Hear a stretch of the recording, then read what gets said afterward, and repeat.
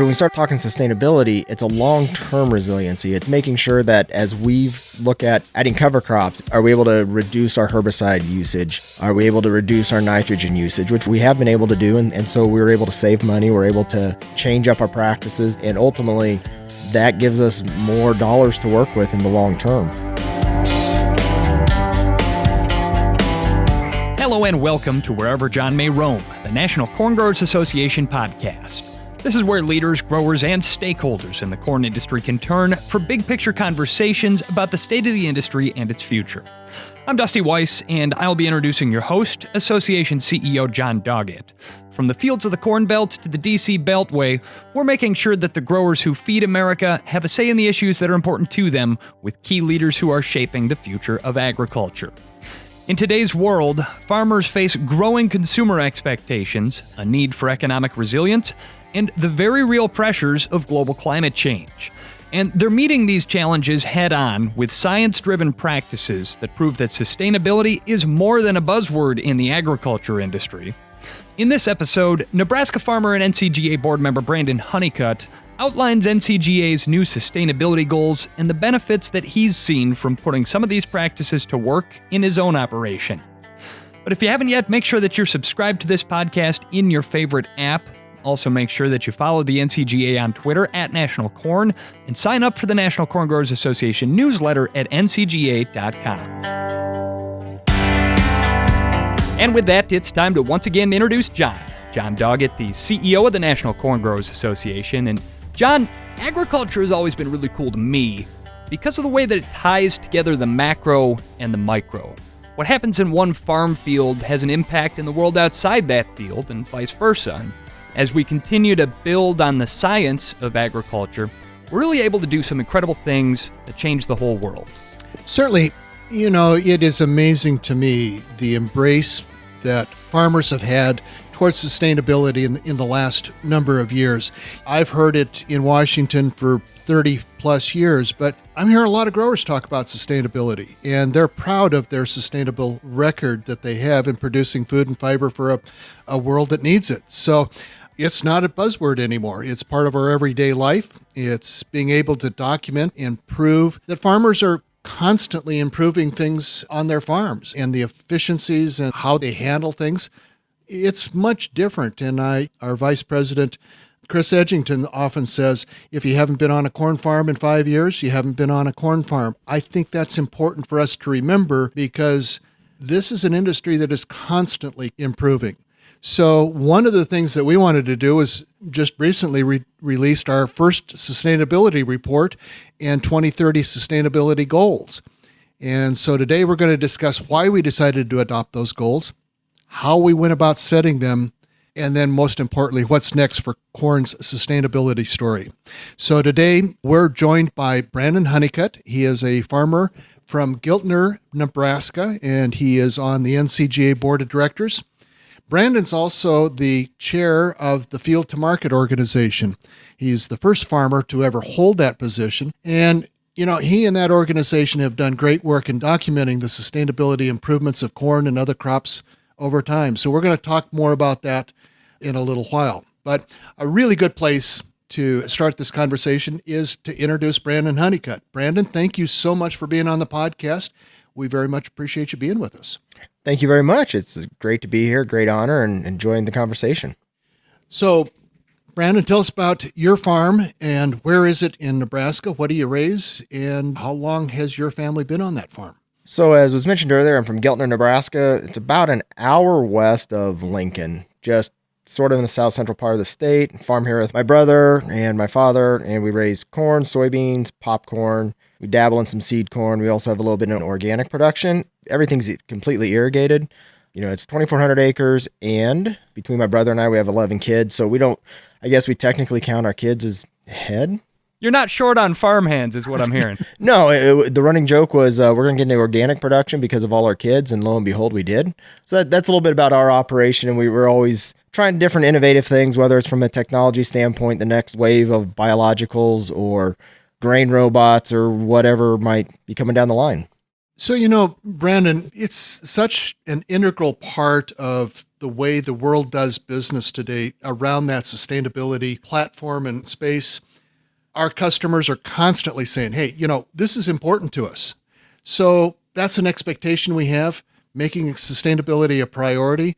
Talk about where you come to this discussion and this issue from the perspective of a farmer in South Central Nebraska. The sustainability conversation, you think back a number of years and we weren't really talking about it in the terms of sustainability. It was just, what can we do different on the farm? What is it that is going to make a difference farming wise? And I got thinking about from all the way to the concept of GMO crops. And we don't think about that from a sustainability aspect, but that was really the groundwork that was laid for most farmers, I think, is that how can we become more sustainable in our own operations by reducing inputs, whatever those inputs are? Then came along the wave of auto steer technology, and we were able to do more aggressive type of practices. It's, well, we're going to strip till, we're going to do this. And it all just kind of started to fit together on the farm. And then on our own farm, we started looking at it from an irrigation standpoint. We're fully irrigated. We're pump out the Ogallala Aquifer. We also know that's not an infinite resource. We need to be able to protect it for the long term, not just for ourselves, but for the future generations. And so we started working on different technologies that we could use on the farm, that we could say, okay, how much water does the crop actually need? I know I've got all the charts. I did crop consulting. I know what it says the crop should be using for water, but does that match up to what the sensors say? So we reduced our footprint on water by just adding some sensors to the field. And so as we looked at this from a sustainability standpoint, they just sort of stacked one on top of another. And then we got to being able to introduce cover crops and different pathways and being able to measure that from a data standpoint of, well, we have all this technology, let's see what we can do. And so sometimes we think about it in the here and now, but it's been a 20-year process to get to this point for a lot of farmers, and it's exciting to see. What's really interesting about that to me, Brandon, is when you start talking sustainability in the business of agriculture. I know from my experience, a lot of the time what you hear from the growers is, well, it's such an investment of time and of money and of learning up front.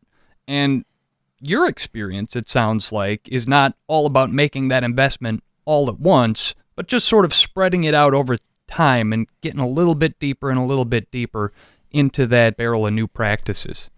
Yeah, that's a great point. That is the way we've approached it over time, is how can we implement different practices to make it more worthwhile? Sometimes some of the pieces of equipment are pretty expensive.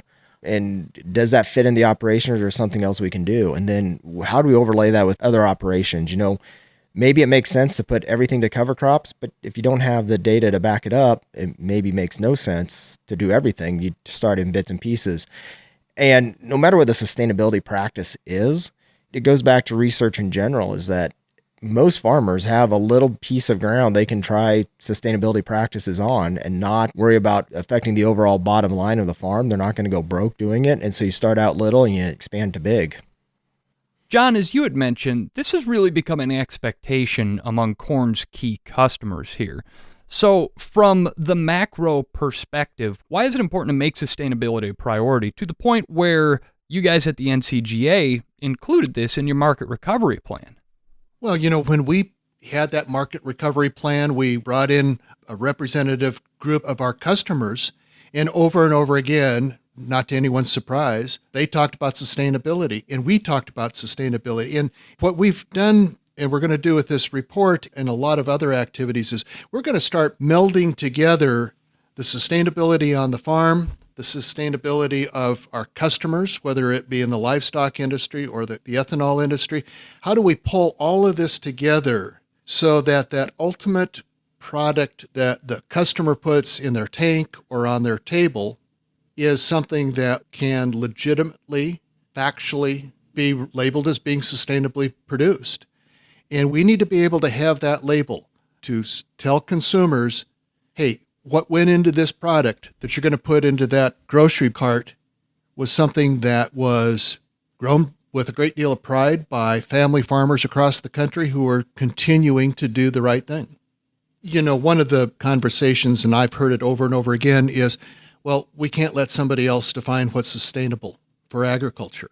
We don't want Walmart or Costco or someone else defining what sustainability is. I want Brandon Hunnicutt to be defining what's sustainable on his farm. I want other growers to define what's sustainable on their farms. And we need to be able to trace back and say, these folks are doing the right thing. So it's important, because if we don't do it, if we're not proactive in pushing our great story forward, someone else is going to tell our story, and they probably won't tell it accurately, factually, and they may not have our best interest at heart when they tell that story. So it's really important for us to tell our story. And the great thing about the corn industry is we have a great story to tell. Brandon, a little more about your personal story then on your farm in Nebraska. You touched on a little bit the environmental benefits of the sustainability practices that you've implemented there, and certainly there's a story to be told around that. But I want to hear a little more, too, about how these practices have made your operation more economically resilient. I think one of the key aspects, as we're looking at this from an economic resiliency standpoint, is that it's not a quick fix. I'll go back to my GMO example for a second. Guys could easily figure out that if I spend X amount on this seed, I can reduce my cost of whatever the input is, whatever pesticide, whether a herbicide, and you can reduce that down. But when we start talking sustainability, it's a long-term resiliency. It's making sure that as we look at adding cover crops, are we able to reduce our herbicide usage? Are we able to reduce our nitrogen usage, which we have been able to do in certain aspects? And then also, as we're trying to maintain soil structure and soil integrity, you throw out a cover crop in there and all of a sudden the soil's holding better together and our water infiltration is better. And so we go back to the irrigation standpoint, is that we've been put on about 2 to 3 inches, 4 to up to 5 inches a year of water. And we compare that to, go back to 2012, we only put 10 inches of water on, I think. And that was a dry year. And if you compare that to 1988, we probably would have put 30 plus inches on. And a lot of that just came down to these practices we were doing. And so we were able to save money. We're able to change up our practices of how we're doing things. And ultimately, that gives us more dollars to work with in the long term. So, Brandon, can you tell us again that those figures from the 90s to today, how much water you're putting on your cornfield? Can you give us that number again? When we're looking at water usage, and I'll start it this way from the sustainability standpoint, is as we've irrigated crops in Nebraska, we went from, we talk about using gravity irrigation, so big pipes that put out imprecise amounts of water and you put a lot of water on. So in 1988, a dry year, we'd have been putting on upwards of 30 inches just based on what we were doing for our practices. We'll move quickly to 2002 when it was another dry year and we were still putting on probably more water than we needed to. We started instituting sensor technology, and by 2012, which was extremely dry, just for comparison's sake, our dryland pivot corners were yielding 0 to 5 bushels an acre, but our irrigated corn was still making 220 to 240, and we were only put on 12 inches of water. Fast forward to the last few years where it's been a little wetter. In 2019, I think we were in 2 pivots, maybe for half a circle. And all that was based off of being able to use the technology that's out there and available to help us monitor that. And that's part of the sustainability concept. This is the reason we have this podcast. This is the reason we do a lot of these things, is to talk about how agriculture exists today, not about what existed 20, 30, 40 years ago. And I've spent most of my adult life advocating for agriculture. And I always find that when I get most frustrated is when I'm trying to explain that the agriculture people believe is in existence today hasn't been in existence for decades. And so I think that the story that you tell is such a good one.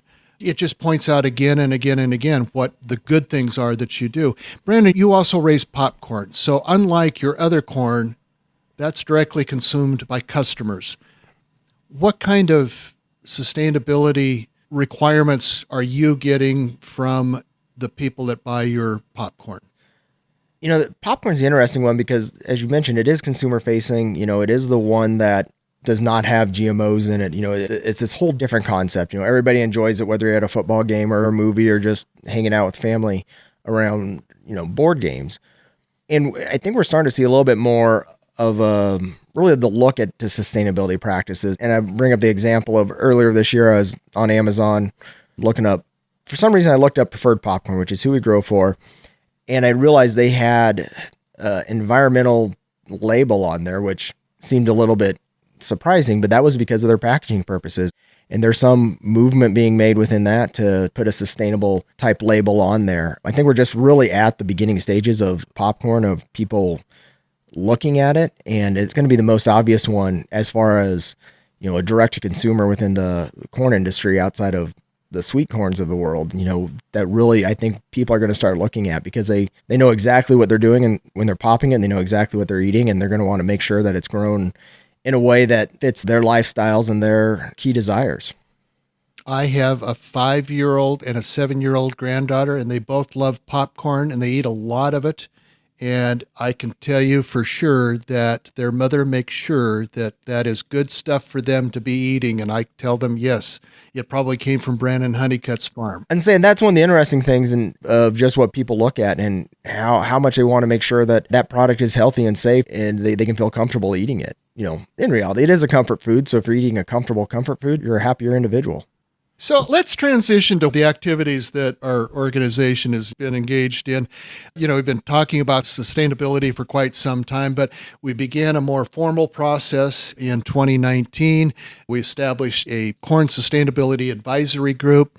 The goal was to drive our sustainability story and chart the best way forward for our organization. So the group approved a corn sustainability commitment statement released about a year ago, then approved the development of a sustainability report and future sustainability goals. And what I really want to emphasize is that this was put together by farmers. This wasn't a staff-driven thing. This was a farmer-led effort. And while staff played a key role, and we brought in outside experts to help define those goals, but really at every step of the process, corn farmers were involved and made all of the important decisions. And that's what I think is really cool about what we've done, is that we've brought very progressive farmer voices to this discussion, and it's been great. And so it culminated with the NCGA Corn Board approving earlier this year the sustainability goals to reach by 2030. And so Brandon, you want to talk about what those goals are and how you believe that they came together and why it was important for us to do this? So, I think it's important to think about from NCGA that, by 2030, we do have these 5 sustainability goals, and they relate to different areas. The first one being land use, second one, soil erosion, third one, irrigation water use efficiency, fourth is greenhouse gas emissions, and the fifth one is energy use. We were looking at the goal for each of these metrics, and they were chosen for several reasons. And just touch on those is that I think all those are important, because no matter what area of the United States you're in, no matter where you're growing corn, one of those, if not multiples of those, really affect you. And they affect farmers in different ways. And sometimes we get that lost in the conversation that, what doesn't work in Nebraska, but does work in Ohio, that's fine. It's about reaching the goals that we've set out for as NCGA. And it's very important as an industry that we reach these, going back to the point that if we don't set these goals and we don't reach these goals, somebody else is going to set them for us. And we know how much heartache and how much that can cause within the corn industry. So Brandon Hunnicutt, NCGA board member and farmer from South Central Nebraska, you've been very involved in the Field to Market organization for quite some time. They've generated a lot of data for the last 10 years, even for the last 40. So Field to Market brought together stakeholders who represent multiple steps in the value chain. And not only does Field to Market provide us with a great history of measurement, but those measurements are also recognized by the other people in the room. Why is that important to have that group assembled that way and have that kind of discussion? Having a group assembled that can talk things out, that can really work on the same end goal when we're talking sustainability is very important. It allows us to work through those issues that none of the groups might realize if they're just talking amongst themselves. It's the farmers have their ideas, brands and retails have theirs, civil society has theirs. But when we get together, we can start to map the path forward on what we think agriculture needs to be, what we think these metrics are, and how is it that we can come to that point that everybody ultimately wins, and ultimately our goal is to, really working on a cleaner planet. I mean, that's what we all desire. It doesn't matter if I'm a corn farmer in Nebraska, I want the ground that I'm farming now to be in better shape for my kids than it was when it was first broken out 100 years ago. That's what the goal is. Field to Market is they've become that leading platform that people look to say, okay, what are these metrics? What are we looking at? How can we work together, and how can we bring the key stakeholders together? And it's not a policy institution. It's, for lack of a better term, at times it's almost a think tank, but with solid metrics behind it to show the data and to make sure that we're moving the right way forward.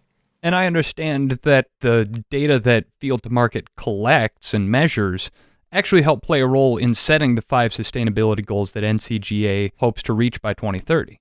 Yeah, that is correct. What they call the field print calculator, it's the way for farmers to enter data, and we're getting more outside data collection centers being able to tap into that and feed the data into it. So it should become easier and easier for farmers just to put in, see what their sustainability scores are, see what changes they might need to make. And we all know we have changes we can always make. It doesn't matter if you're farming or if you're eating, there's something you can always change. And so NCGA was more than happy to tap into that, because even as the chair, I still think it's the leading organization as far as data metrics for sustainability is concerned. Brandon, I've attended some of the Field to Market meetings, and it's been a while, but I have been struck in the times that I've gone. Generally, somebody who's in the consumer-facing part of the industry, they seem surprised when you give them some of the data, you give them some of the metrics, you give them some of the story. They seem to be surprised. What has surprised you as a farmer that you've heard in those rooms that came from the downstream folks?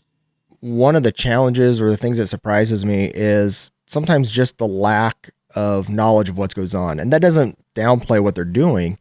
It just means that, there is this disconnect from what goes on out in the farm to where our product ends up. And if we can find a way to get more people out on the farm, show, hey, this is what we're doing now, that becomes a key player in this. And so that's always the sticking point, is just maybe even what can and can't be done.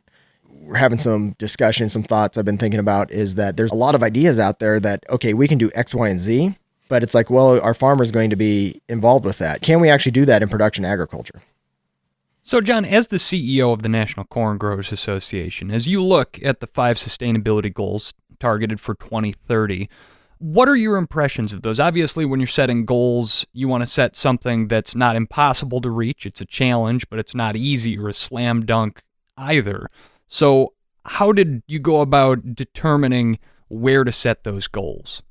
Well, again, those goals were set by farmers, and they looked at their operations and what are the 5 key areas that they can affect the sustainability of the crops that they're growing. So that's really important. What I see the product of this report is one that can be used in a lot of different ways. We are going to our customers, and they in turn can go to their customers and say, here's the sustainability report from the National Corn Growers Association, the organization that represents the 300,000 people who raise corn every year in this country.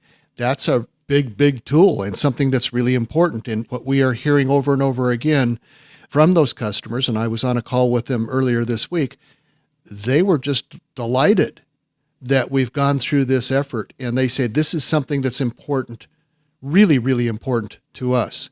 We're also going to be using that in Washington, D.C. We're going to be having a discussion in Washington about climate change.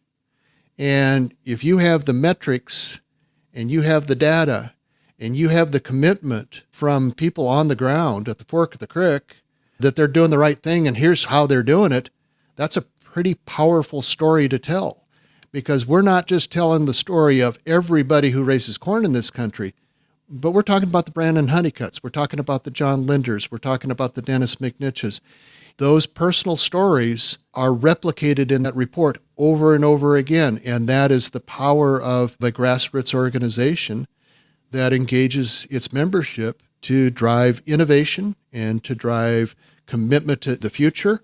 And that's why this is so important. It's a pretty cool deal.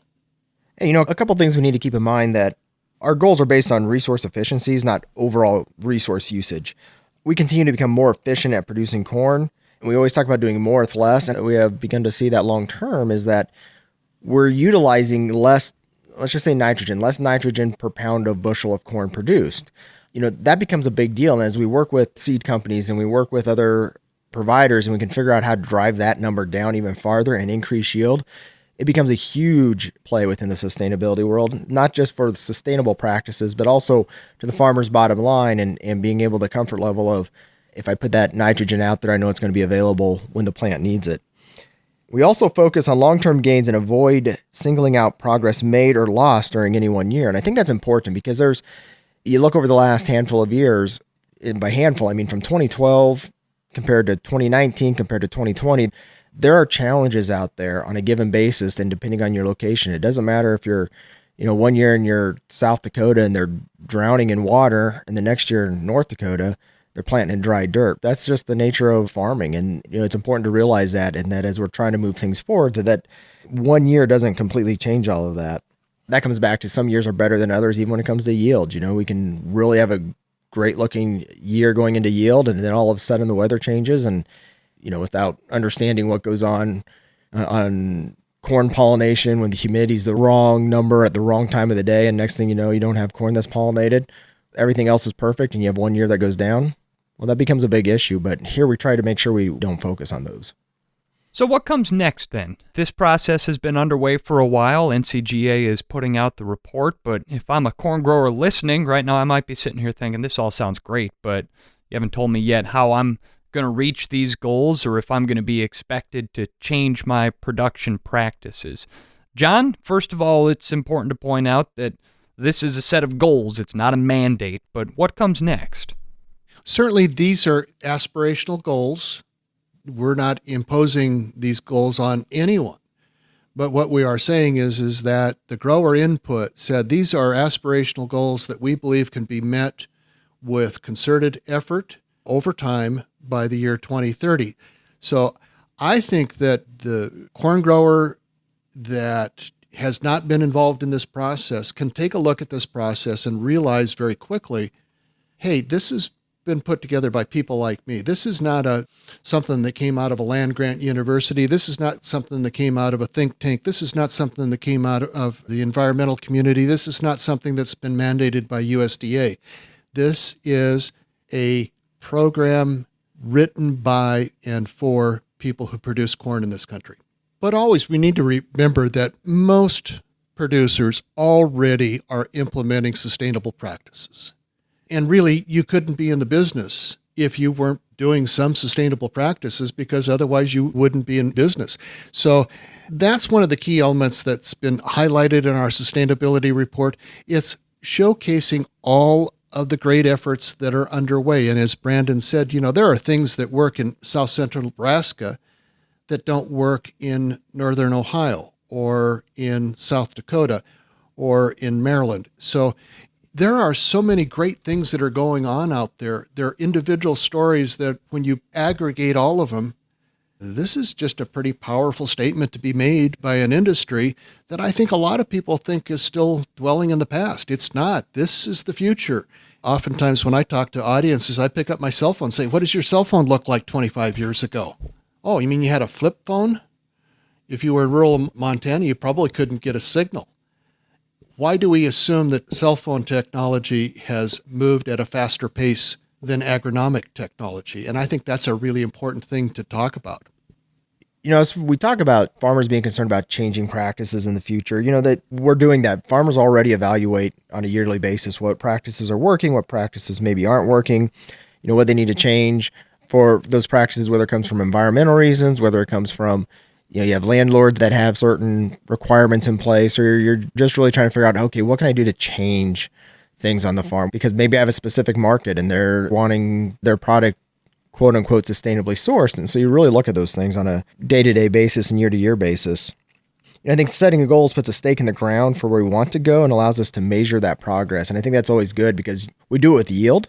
Every year we measure everything based off of yield. Well, let's do the same thing with sustainability. Let's do that same concept and say, okay, what is my change year over year on sustainability? Does that measure soil carbon? Does that measure water usage? What is that? But let's set those same goals and let's do that the same way we do with yield.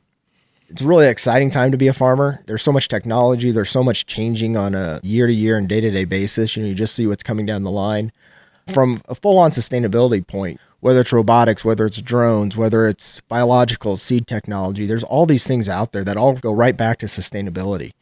The more we can produce with less, whatever that less is, less time, less effort, less fertilizer, less water, those are all important factors within sustainability. And it's always fun because there's so much potential right now in ag and people are paying attention to it. And especially when it comes to climate change. And you realize that we are now the group that can lead this discussion. We are the group. What we've always been concerned about is somebody coming at us with a climate change claim and trying to change our industry, and we can be the leaders in it. And we have to be the leaders in it. We have to take these things seriously, and we have to look at them from the standpoint of we are corn farmers. We do things very, very well. We also know we can do things a whole lot better, and we will make sure that whether it's the ethanol that goes into our vehicles, whether it's the food that goes to the livestock, whether it's corn chips, we are going to be the leaders in making sure those sustainability goals are met. And that's a very important concept that I hope we all grasp onto and we realize that we've lived for this moment.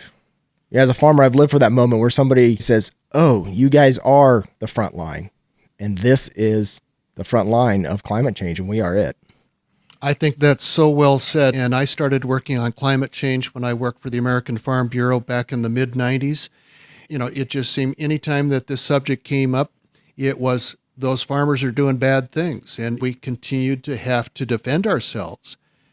And now the discussion is completely different. And the discussion that is coming from the administration, the discussion that is coming from the environmental community is, yeah, you guys are the solutions. We got a whole lot of details to work out, but they're looking at us as being problem solvers rather than problem creators. And that is just, I think, one of the reasons that we all in this industry ought to be really, really proud of the work that has been done on the farm, individual farmers, and the work that has been done by this organization, by farmers, to get us in this point that when we are going to have a huge discussion in this country about climate change, that people are looking at us as the guys in the white hats. I like wearing a white hat. So, Dusty, we're at the end of another podcast, and this one is kind of cool because I'm going to encourage everyone to visit the NCGA website. That's ncga.com, and you can learn more about our sustainability goals and the report. And we're doing something interesting here. We're holding an open comment period on our goals and our report right now. We want to hear from the folks that are listening to this podcast. Go to ncga.com. and give us your comments on these goals. I think this is really cool that we are proud of what we've done and we're willing to listen to input from folks that want to provide us constructive input. I think that's a pretty cool deal. I'm actually filling out my comment card right now, John, and it's all about the podcast. But we will make sure to put a link to that forum where people can provide their feedback in the episode description. So click down into the episode description and give us your feedback on the sustainability report, please. Well, Brandon Hunnicutt, a farmer from South Central Nebraska, thank you so much for being part of this podcast. Thank you so much for your leadership in our organization and your leadership in Field to Market. You've been very active in a whole wide swath of things going on in agriculture, and it's been great to get to know you, and it's been great to have you on this podcast. So my name is John Doggett. I am the CEO of the National Corn Growers Association. You're listening to Wherever John May Roam, a podcast from NCGA. Thank you for listening.